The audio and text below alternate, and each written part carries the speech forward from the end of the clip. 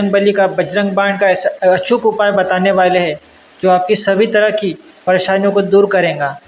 जैसे कि आपको किसी भी तरह की तंत्र मंत्र, नकारात्मक ऊर्जा, भूत प्रेत संबंधी परेशानी है, कोई आप पे बार बार तंत्र कर दे रहा है, आप पे कोई गंदी विद्या का प्रयोग कर रहा है, आपके कुंडली में किसी भी तरह का ग्रह दोष है, शनि जी पीड़ा दे रहे हैं, राहु केतु पीड़ा दे रहे हैं, मंगल पीड़ा दे रहे हैं, आपको धन संबंधी किसी भी तरह की परेशानी है, घर परिवार में आपके झगड़ा चालू है, किसी भी तरह की ग्रह क्लेश संबंधी परेशानी है, तो ये उपाय उसके लिए अचूक है।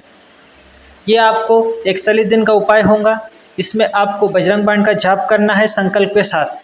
तो आपको किस तरह से करना है, किन नियमों का पालन करना है और इसकी शुरुआत कैसे करनी है और उसका उद्यापन समापन कैसे करना है।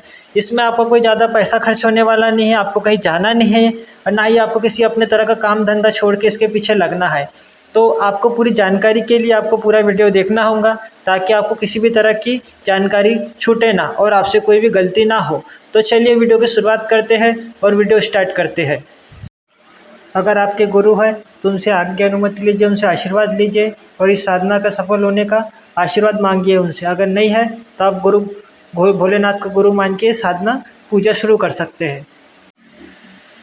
ये साधना ये उपाय किसी भी मंगलवार, शनिवार, शुक्ल पक्ष की किसी भी अष्टमी तिथि या मासिक शिवरात्रि के दिन या महाशिवरात्रि के दिन से आप शुरू कर सकते हैं। सबसे पहले आपको सुबह स्नान करके हनुमान जी के, भोलेनाथ के या माँ जगदम्बा के मंदिर जाना है। वहाँ पे पहले आप भोलेनाथ का पूजन करेंगे, माँ जगदम्बा का पूजन करेंगे और आप श्री राम जी का पूजन करेंगे और माँ सीता का पूजन करेंगे। उसके बाद हनुमान जी को लाल गुलड़ के फूल, अगर गुलड़ के फूल नहीं मिलते हैं तो आप कोई भी लाल फूल अर्पित कर सकते हैं। वहाँ पे आप धूप दीप नैवेद्य और हनुमान जी को गुड़ चने का भोग लगाएंगे और अपना कार्य उनसे कहेंगे कि आपको कौन सी परेशानी है और आप किसके लिए अब ये जप और साधना कर रहे हैं। उनसे आज्ञा परमिशन लेंगे और आप कहेंगे और प्रार्थना करेंगे कि उनकी ये साधना सफल हो और उनका आपका जो भी मनोरथ है वो पूर्ण करे। तो आप उनसे ये कहकर, उनका निवेदन कर, आप उनसे प्रार्थना कर, उनका आशीर्वाद ग्रहण कर आप घर आ जाइए। उसके बाद आपको उसी दिन से शाम से आपको बजरंग बाण का पाठ शुरू करना है, वो भी संकल्प के साथ। तो आपको संकल्प कैसे लेना है हम आपको उसके विषय में बताते हैं। तो संकल्प के लिए आपको आसन पे बैठ जाना है। आसन पे बैठने के बाद आपको हाथ में थोड़ा सा जल, अक्षित और फूल और आपको हाथ में संकल्प लेना है। आपको संकल्प लेने के लिए आपको आपका गोत्र, आपका नाम, आपका पूरा नाम, आपके पिता का पूरा नाम, आपकी माता का पूरा नाम, आपका जन्म स्थान, आपका गोत्र क्या है, आप पूरी इन्फॉर्मेशन बोलेंगे और आप किस लिए ये अगर आपके गुरु हैं तो गुरु का नाम लेंगे और आप किस लिए साधना कर रहे हैं, इसका आपका उद्देश्य क्या है और ये कितने दिन की साधना है, ये सब कह के आप संकल्प लेंगे।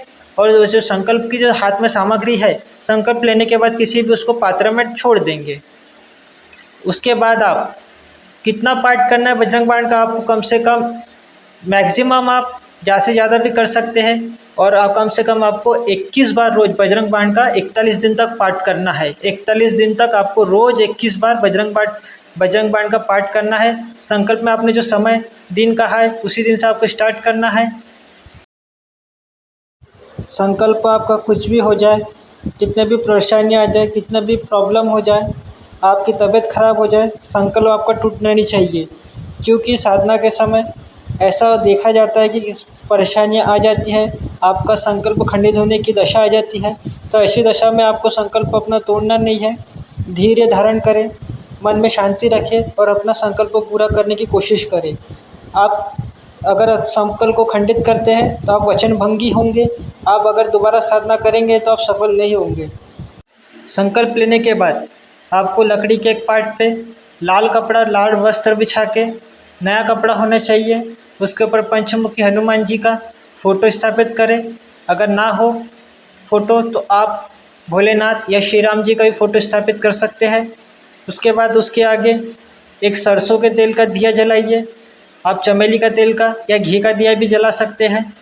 उसके बाद आप वहाँ पे धूप दीप नैवेद्य रोज़ अर्पित करेंगे। नैवेद्य में आप किसी भी तरह की मिठाई, खास करके इमरती की मिठाई आप भोग प्रसाद में चढ़ा सकते हैं। अगर आप घर में प्रसाद बना के चढ़ाते हैं तो और भी उत्तम होगा। अगर आप अकेले घर में रहते हैं, अगर आपको बनाने में परेशानी है तो आप किसी भी तरह की मिठाई या दूध से बनी हुई मिठाई भी अर्पित कर सकते हैं, पर इमरती रही तो बहुत ही उत्तम होगा। आपको रोज़ अलग अलग प्रकार के नैवेद्य चढ़ाने हैं, फल फूल चढ़ाने हैं, धूप दीप दिखानी है और आपको पूजन अर्पण करनी है। तो आप जाप कैसे करेंगे? आप जाप रोज़ 21 बार बजरंग बाण का जाप करेंगे 41 दिन तक। पाठ के दौरान आपको सभी तरह के नियमों का पालन करना है, जैसे कि आप ब्रह्मचर्य का पूर्णतः पालन करेंगे, मन से, बुद्धि से और क्रिया से।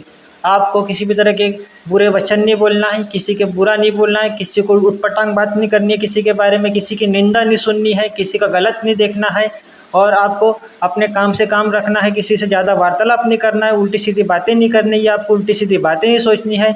आपको ज़मीन पे सोना है, किसी भी तरह पलंग या काष्ठ पे आपको नहीं सोना है, आपको ज़मीन पे सोना है। आपको शुद्ध सात्विक भोजन करना है और सभी तरह के नियमों का, एक सात्विक नियमों का पालन करना है। और आपको रोज़ 21 बार पाठ करने के बाद आपको डायरेक्ट आसन से उठना नहीं है और आपका आसन का रंग होगा लाल। आपको लाल आसन, ऊनी आसन हो तो उत्तम है। अगर आप कूस का आसन लेते वो भी अच्छा है, अगर लाल आसन हो तो भी अच्छा है, अगर कूस का आसन हो तो भी अच्छा है। आपको पाठ करने के बाद आसन से उठने के पहले आपको आसन के नीचे जल छोड़ना है, हाथ राइट हैंड में लेके।